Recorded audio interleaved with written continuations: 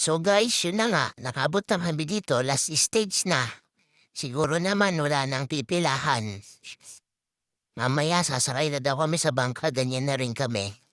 Habang wala pa, nagpipicture-picture muna kami para hindi kami mainip. Yan yung kapasukan namin.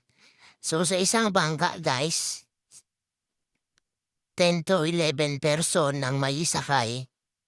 So hati-hatiin na naman kami. Tapos naibibigay na audio device guys kasi bawal lang maingay sa kuweba. I-update ko na lang kay mamaya guys kung gaano kaganda yung kuweba. Siyempre, bibidyo ko yun para makita nyo rin. Para kung pupunta kayo dito, alam nyo na kung hindi naman kayo makakapunta, at least nalaman nyo na rin.